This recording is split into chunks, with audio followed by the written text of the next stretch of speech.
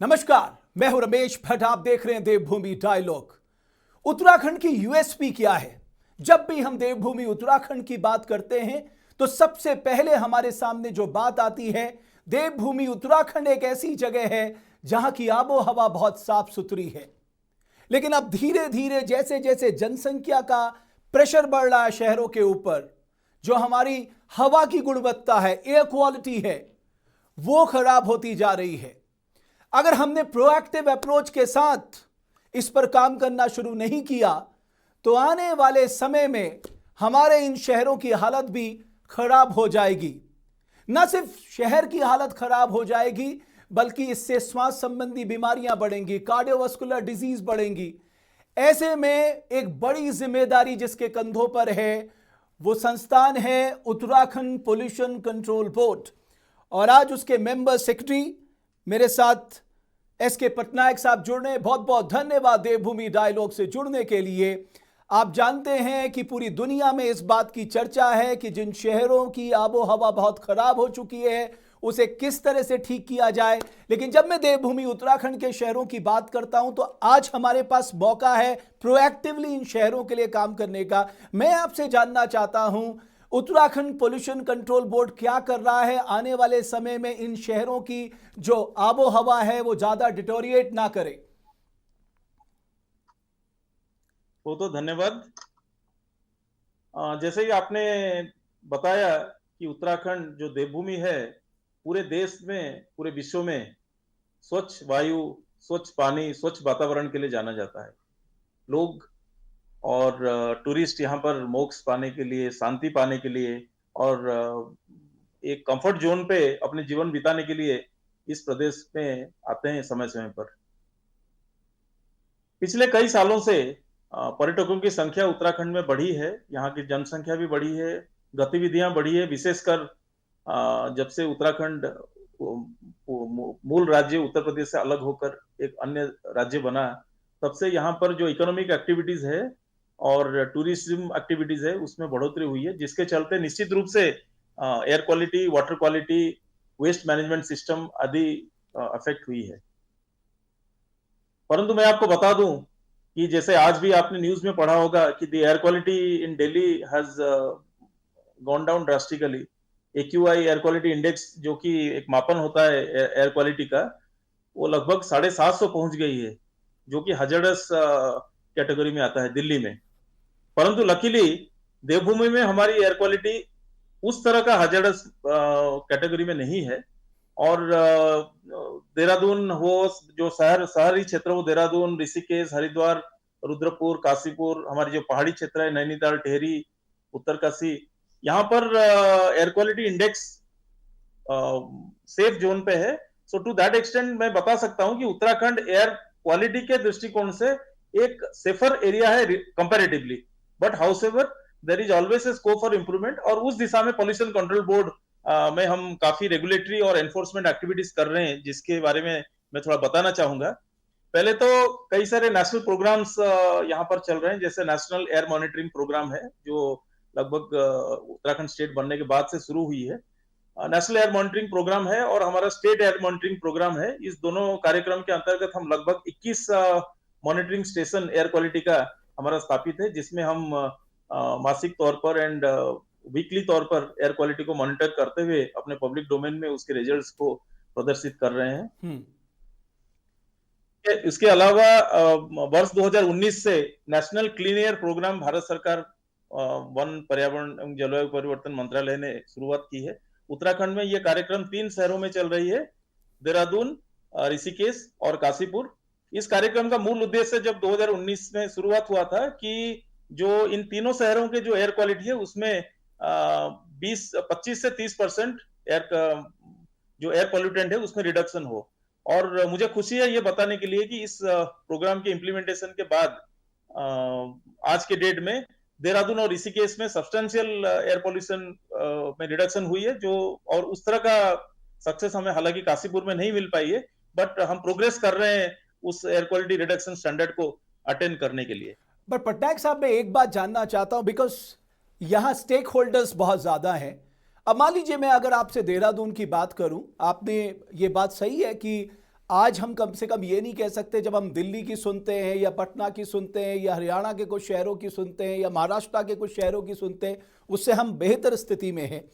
लेकिन आप मानते हैं कि चाहे हमारा ट्रांसपोर्ट डिपार्टमेंट हो, म्युनिसिपल कॉरपोरेशन हो, अर्बन डेवलपमेंट मिनिस्ट्री हो, एमडीडीए हो, डिस्ट्रिक्ट एडमिनिस्ट्रेशन हो, पब्लिक वर्क डिपार्टमेंट हो या स्मार्ट सिटी हो, ये जो स्टेक होल्डर्स हैं और हम सब लोग जितने जनमानस से जुड़े लोग हैं, हम सबको इन शहरों से आज ही सबक लेना होगा ताकि हमारी स्थिति आने वाले समय में इन शहरों जैसी ना हो जाए। क्योंकि जनसंख्या का दबाव बढ़ रहा है, कंस्ट्रक्शन एक्टिविटीज बढ़ रही हैं, वैक्यूलर एमिशंस बढ़ रहा है, हमारे पास पब्लिक ट्रांसपोर्ट सिस्टम में कहूंगा बहुत ही खराब है। ऐसे में आप लोगों की जो लॉन्ग टर्म प्लानिंग है वो क्या है कि हम कैसे इन शहरों को बचाएं जो हमारी यूएसपी है, जैसा कि मैंने शुरू में ही कहा, स्वच्छ हवा, पानी और यहां का जीवन यापन। जी, हम अगर एयर पोल्यूशन की बात करें तो उसकी मूल स्रोत को जैसे आपने कहा आइडेंटिफाई करते हुए उसमें मिटिगेशन मेजर्स अडॉप्ट करने की आवश्यकता है। और केवल उत्तराखंड नहीं, पूरे देश में जो एयर पोल्यूशन है उसके सोर्सेस को ज्यादातर हम 5-6 कैटेगरी में डिवाइड कर सकते हैं। एक एक करके मैं बताऊंगा शॉर्टली आपको। पहले तो हमारी जो वेस्ट एंड बायोमास है, जो हम वेस्ट डंपिंग कर रहे हैं, स्टबल बर्निंग कर रहे हैं, वेस्ट को जला रहे हैं, और बायोमास जल रहा है फॉरेस्ट फायर की फॉर्म में। Forest fire is a bigger menace in our hills, specially in the hills, which is contributing significantly to the emerging air pollutants. तो ये वेस्ट डंपिंग को मैनेज करने के लिए हमारे local bodies, urban development department है और फॉरेस्ट डिपार्टमेंट है and other stake holder departments, they are taking lot of steps to manage the waste so that there is no need for waste burning, and also there are steps being taken, action plan is being formed for managing the forest fire by the forest department. उसके बाद आया हमारा construction demolition waste. कई सारे construction हो रहे हैं और विध्वंस हो रहे हैं, बिल्डिंग्स भी डेमोलिशन हो रही है, जिसके चलते पोल्यूटेंट्स बढ़ रहे हैं, फ्यूजिटिव एमिशन बढ़ रहा है। तो उसको भी मैनेज करने के लिए भारत सरकार की सीएनडी वेस्ट मैनेजमेंट रूल्स 2016 है, जिसको इंप्लीमेंट करने की दिशा में स्टेट गवर्नमेंट के वेरियस स्टेक होल्डर डिपार्टमेंट अपने अपने कार्रवाई कर रहे हैं। चाहे वो बिल्डिंग कंस्ट्रक्शन अगर हो रही है तो उसके डिजाइन इंप्रूवमेंट में, उसकी एफिशिएंसी इंप्रूवमेंट में, प्री फैब्रिकेटेड स्ट्रक्चर बनाने की दिशा में कार्रवाई हो रही है, ताकि जो सीमेंट कंक्रीट का मूल काम है at the site of construction वो कम हो। और तो इस कंस्ट्रक्शन एंड डेमोलिशन वेस्ट को मैनेज करने की दिशा में भी स्टेट गवर्नमेंट द्वारा पॉलिसी बनाई जा रही है, गाइडलाइंस बनाई जा रही है, और accordingly the stake holder departments are working on it, specially the local bodies. और रिसेंटली भी चीफ सेक्रेटरी साहब ने मीटिंग एक लिया था और यही इंस्ट्रक्शन है कि कंस्ट्रक्शन डेमोलिशन वेस्ट को मैनेज करने के लिए साइट आइडेंटिफाई हो और सभी कंस्ट्रक्शन डेमोलिशन वेस्ट वहीं पे जाए, और जिनको अपने फिलिंग के लिए आवश्यकता है उसी साइट से वो फिर लेंगे, so that the dust and fugitive emissions which are generating from these areas can be minimized. उसके बाद हमारी इंडस्ट्री है which are a major contributor to the air pollution, और इंडस्ट्री में जो एमिशन टेक्नोलॉजी है उसमें काफी इंप्रूवमेंट आई है। मैं आपको बता सकता हूं कि जैसे हमारे ब्रिक किल्न्स है, ज्यादातर रुड़की में है, हरिद्वार में है, और कुछ ब्रिक किल्न्स कुमाऊं की तरफ भी है, रुड़की हल्द्वानी में। तो वहां पे पहले क्या होता था कि नेचुरल ड्राफ्ट टेक्नोलॉजी हुई थी, बेसिक एंड रूडिमेंटरी टेक्नोलॉजी, उसके तहत मैन्युफैक्चरिंग होती थी। बट एमओईएफ के गाइडलाइंस और सीपीसीबी के गाइडलाइंस में अब ये इंड्यूस ड्राफ्ट, नेचुरल ड्राफ्ट से इंड्यूस ड्राफ्ट टेक्नोलॉजी में जा रहे हैं, which is a more a cleaner technology. So I am happy to share with you that all the brick kilns, barring some 2 to 3, and we are taking action against them. So barring some 2 to 3 brick kilns, all the brick kilns in Roorkee area in Haridwar, they have already converted to a cleaner technology. जैसे जो industry fuel use कर रहे हैं, तो हमने ये रखा है कि 31 मार्च 2024 तक जो फ्यूल यूज हो रही है, पेट कोक और आपके furnace oil, which is a very polluting fuel, after 31st of March 2024, these two polluting fuels cannot be used, they are banned. They can use only cleaner fuels like PNG, CNG, biofuel को use कर सकते हैं, कोल gas को use कर सकते हैं। तो वो सब ऑलरेडी एनलिस्टेड है and industries are working towards it. हम लोग pollution control board as a part of its regulatory and enforcement activities, we are undertaking the stack analysis of the industries, and those industries which are violating the stack norms as per the CPCB guidelines, they are being issued so cause notice, and in certain cases the closure orders are also being issued by the industries. So जो industrial emission है इसको control करने की दिशा में pollution control board द्वारा various activities और but जो लार्जर enforcement, चैलेंज है पटनायक directions साहब, जो लार्जर की जाए। चैलेंज है किसी भी शहर के लिए, लार्जर चैलेंज है उसका वेहिकुलर एमिशंस, और उसके लिए आपको चाहिए एक शानदार पब्लिक ट्रांसपोर्ट सिस्टम।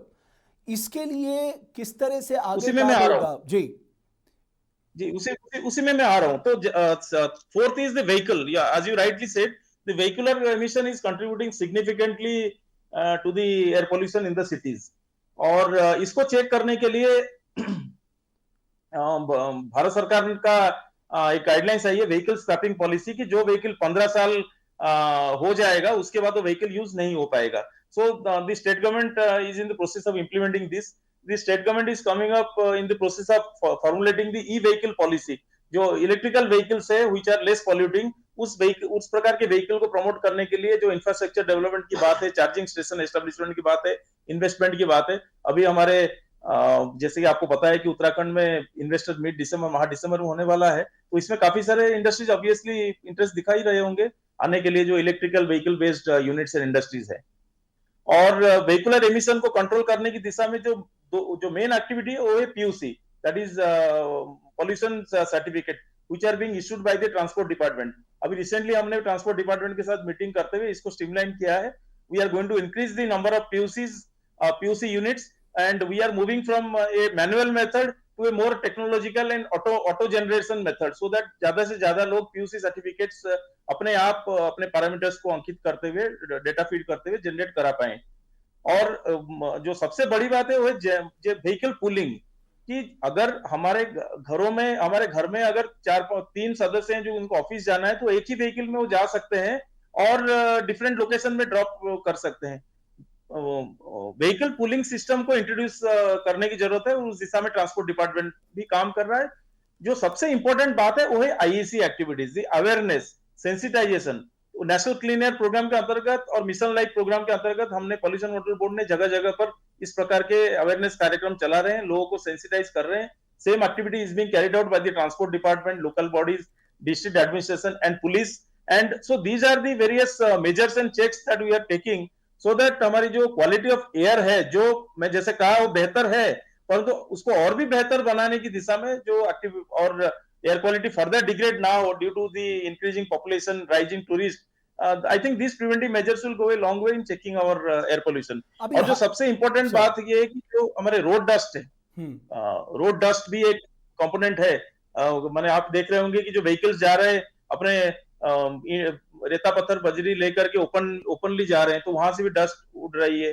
कहीं से माने अर्थ की ट्रांसपोर्टेशन हो रही है, ब्रिक अर्थ की ट्रांसपोर्टेशन हो रही है, आपकी ऑर्डिनरी अर्थ की ट्रांसपोर्टेशन हो रही है in the open vehicles. So we are trying, pollution control board is trying to enforce that only the closed and customized vehicles are used for the transportation, so that they do not contribute to the dust pollution, which is ultimately but ये जो ज्यादातर dust particle लेके जा रही है, ये सब खुले में लेके जाते हैं पटनायक साहब। हम तो रोजाना देखते हैं, अगर आप मॉर्निंग वॉक में सुबह निकल जाएंगे, क्योंकि सुबह सुबह इनके पास टाइम लिमिट होती है, तो ये सारी बहुत तेजी से भागते हैं और सारा डस्ट उड़ाते हुए जाते हैं। सवाल ये है, हमारे पास बहुत शानदार पॉलिसीज हैं, गाइडलाइंस हैं, पैरामीटर्स हैं, but the only challenge is of execution. इसका एग्जीक्यूशन कैसे बढ़िया हो, इस पे क्या किया जाए?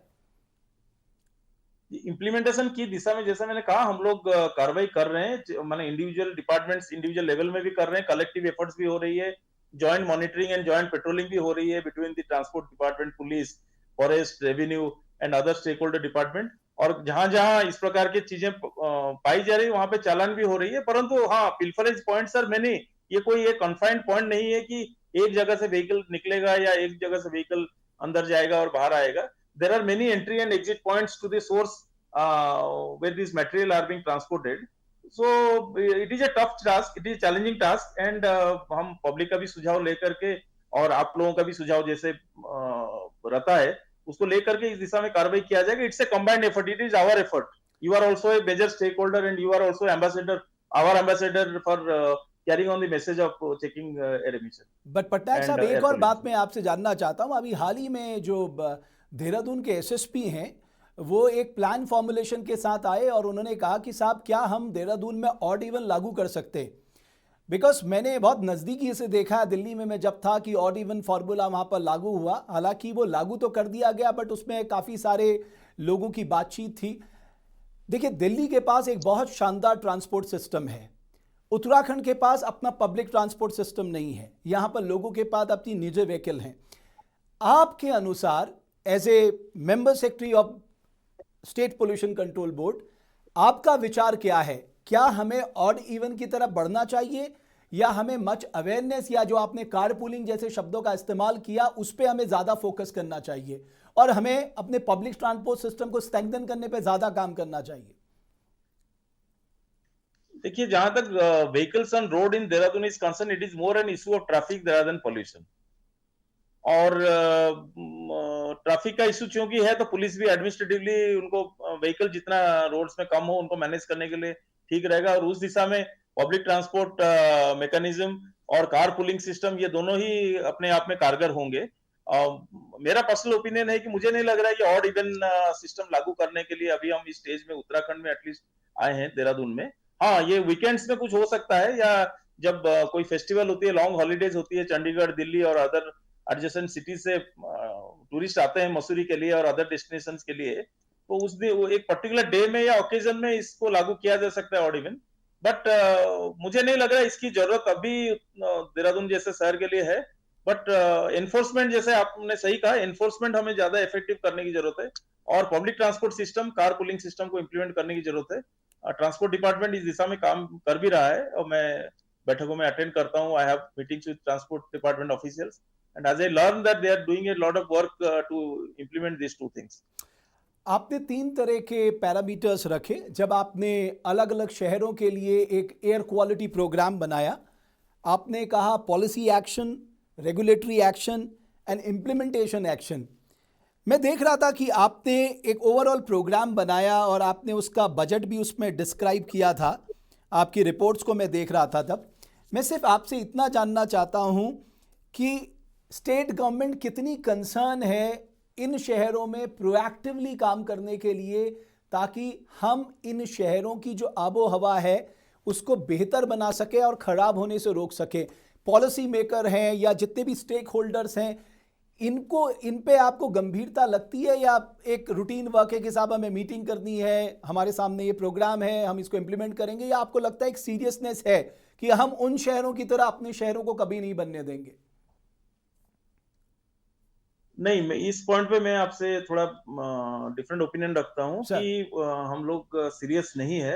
इनफैक्ट मैं डे फॉर यस्टरडे दिल्ली में सेंट्रल पॉल्यूशन कंट्रोल बोर्ड के मेंबर सेक्रेटरी ने एक वर्कशॉप रखा था, where by the member secretaries of northern region states, namely Uttarakhand, UP, Haryana, Punjab and Himachal Pradesh attended. तो मेरे साथ जो मेंबर से एडजॉइनिंग स्टेट के मेंबर सेक्रेटरी थे, मैं उनसे भी बात कर रहा था। And from the data that was presented in that workshop, it was quite eminent that Uttarakhand state is doing exceedingly well in controlling the air pollution. एक तो हमारे पैरामीटर्स उस तरह के hazardous कैटेगरी या हार्मफुल कैटेगरी में नहीं है जैसे पंजाब में है या हरियाणा में है, दिल्ली में है या उत्तर प्रदेश के 17 शहरों में है। तो बट हमारे जो 3 शहर में हम फोकस कर रहे हैं, that is Dehradun, Rishikesh and Kashipur. Kashipur में जरूर और एफर्ट हमें करना पड़ेगा, मेहनत करनी पड़ेगी, बट देहरादून और ऋषिकेश में the scenario is quite good and we have already attained a reduction of around 15 to 20% compared to 2019 level in Dehradun and Rishikesh. जहां तक पॉलिसी की बात है, मैं आपको बता दूं कि नेशनल क्लीन एयर प्रोग्राम के अंतर्गत steering committee, state level steering committee बनी है चीफ सेक्रेटरी साहब की अध्यक्षता में। उसमें मीटिंग होती है, मॉनिटरिंग एंड रिव्यू होती है, और जो डायरेक्शंस गाइडलाइंस चीफ सेक्रेटरी साहब का रहता है उसको इंप्लीमेंट करने की दिशा में not only pollution control board but other departments are also working. Then there is state level monitoring committee headed by the principal secretary forest. Day to day monthly basis पे, क्वार्टरली बेसिस पे इसकी meeting होती है, और जो physical and financial targets Bharat सरकार द्वारा इस प्रोग्राम के अंतर्गत हमें दिया गया है उसको भी हम अटेंड करने की कोशिश करते हैं। परंतु जैसे कि भारत सरकार द्वारा जो प्रोग्राम चलाई जा रही है 3 शहरों में ही चलाई जा रही है, या national ambient monitoring programme, national air quality monitoring programme जो है कुछ ही जिलों में चलाई जा रही है। तो जो गैप है जहां पे चल नहीं रहा है वहां पे चलाने के लिए हम स्टेट एयर मॉनिटरिंग प्रोग्राम शुरुआत किया है। और पहाड़ी क्षेत्र में इमर्जिंग पॉल्यूटेंट्स क्या क्या है, कई सारे व्हीकल्स आ रहे हैं, हमारे ग्लेशियर्स भी मेल्टिंग हो रही है, ग्लोबल वार्मिंग की फेनोमेनन को भी नकारा नहीं जा सकता है. So there may be some emerging pollutants which has gone unnoticed. To study those emerging pollutants, we are undertaking our own studies, namely the source apportionment study, emission inventory studies, और emerging pollutant study in the middle and Himalayan region. अभी Garhwal university के साथ मिल करके pollution control board एक study में embark किया हुआ है. तो efforts are being made to identify the areas, the critical areas Okay. where which needs immediate attention and mitigation. और पॉलिसी लेवल में भी काफी काम हो रहा है. और मैं आपको और जो दर्शक है आपके चैनल के, उनको मैं बताना चाह रहा हूँ कि Uttarakhand is far far better than other adjoining states, but yes, we maintain this scenario and we improve on this scenario. इसके चलते जो पॉलिसी इंटरवेंशन की बात है और जो इम्प्लीमेंटेशन एनफोर्समेंट की कार्रवाई है वो हम समय समय पर करते रहते हैं. ओके, और बहुत माननीय संक्षेप में मुख्यमंत्री जी के पटनायक आदेश साहब, मैं एक और बात आपसे आखिर में बहुत संक्षेप में जानना चाहता हूं. एक आम आदमी की भूमिका को आप किस तरह से देखते हैं? बिकॉज क्या है कि लार्जर स्टेक होल्डर तो यहाँ का आम सामान्य जनमानस है. वो अपनी भूमिका किस तरह से बनाए ताकि हम अपने आने वाली पीढ़ी को साफ स्वच्छ एक वातावरण देके जाए, ताकि जिन बच्चों को बड़ी मेहनत से हम पढ़ाते हैं हम उनको सबसे अच्छा क्या दे सकते हैं, हम उनके लिए अच्छी हवा, पानी और उनका वातावरण देके जाएं. इसके लिए आप एक आम आदमी की भूमिका को किस तरह से देखते हैं? देखिए, जो सरकार है, सरकारी संस्था, सरकारी विभाग है, ये एक एनेबलिंग एनवायरनमेंट क्रिएट कर सकते हैं, हैंड होल्डिंग कर सकते हैं, अपने जीवन को बेहतर बनाने की दिशा में, quality of the life improvement करने की दिशा में. But it is again said that हमारी जिंदगी हमारे हाथ में है, our life is in our own hand. तो ऑब्वियसली एक आम आदमी, एक कॉमन नागरिक का ये अहम जिम्मेदारी होती है. उनके बिना तो वो तो पहला स्टेक होल्डर है, पहले स्टेक होल्डर ही वही है, क्योंकि विक्टिम भी वही है और उस आम आदमी में आप भी है, मैं भी हूं और हमारे आसपास के लोग भी है. तो पहले मैं एक आम आदमी हूं, उसके बाद पॉल्यूशन कंट्रोल बोर्ड का मेंबर सेक्रेटरी हूं. तो ऐसा नहीं कि अगर पॉल्यूशन मेरे चारों ओर है तो मैं मेंबर सेक्रेटरी को छोड़ देगा और बाकी को अफेक्ट करेगा, ऐसा नहीं है. So we have to, the common man has to become sensitive, has to become aware, और अपने घर के आसपास जो एयर पॉल्यूशन को कंट्रोल करने की दिशा में जो कार्रवाई है वो एटलीस्ट इंश्योर करे. अपने आसपास, घरों के आसपास आड़ा ना जलाए, कूड़ा ना जलाए. उसके बाद जब आप गाड़ियों में जाते हैं, जैसे मैंने कहा, घरों में अगर 4 लोग जा रहे हैं तो 4 लोग एक ही गाड़ी में जाए. अभी इलेक्ट्रिकल व्हीकल की बात हो रही है और सीएनजी की बात हो रही है. क्लीन फ्यूल आप यूज करें. तो कॉमन मैन अपने सामर्थ्य के अनुसार अगर कुछ इस तरह के छोटे छोटे चीजों को ध्यान में रखे तो मुझे लग रहा है कि ये माइक्रो लेवल में ये किया गया कार्रवाई पूरी माइक्रो लेवल में हमें इंप्रूवमेंट के तौर पर दिखा जाएगा. बहुत धन्यवाद पटनायक साहब, देवभूमि डायलॉग के मंच में आने के लिए. जो स्टेट पोल्यूशन कंट्रोल बोर्ड जो काम कर रहा है, स्टेट लेवल पे जो काम चल रहा है अपने शहरों को साफ सुथरा बनाने के लिए, इसकी जानकारी आपने दी. बहुत आभार, बहुत धन्यवाद. तो कुल मिलाकर आज हमारे सामने जो चुनौती है वो प्रोएक्टिवली अपने शहरों को बचाने की है, क्योंकि पूरी दुनिया में जो एयर क्वालिटी खराब हो रही है उससे बहुत नुकसान हो रहे हैं. इसलिए बहुत जरूरी है उनसे सबक सीखते हुए हम उन सभी कारणों में जाएं. और जैसा कि अभी पटनायक साहब भी कह रहे थे कि एक आम व्यक्ति एक बड़ी भूमिका निभा सकता है. मैं हमेशा कहता हूं हम सबकी बड़ी जिम्मेदारी बन जाती है. पॉलिसी मेकिंग सरकार का काम है, लेकिन हमारी जहां भूमिका है वहां हमें अपनी भूमिका अदा करनी होगी, क्योंकि सवाल हमारी देवभूमि उत्तराखंड का है, उसकी यूएसपी का है, उसकी पहचान का है. और उसकी पहचान तब भी यही थी, आज भी यही और आगे भी यही बने रहे कि हम एक बहुत स्वच्छ राज्य में जीते हैं, जहां साफ पानी है, साफ हवा है, साफ खान पान है और बहुत ही अच्छा जीवन है. आप सब इसमें अपनी महत्वपूर्ण भूमिका निभाएंगे. बहुत बहुत धन्यवाद हमारी इस खास परिचर्चा को देखने के लिए.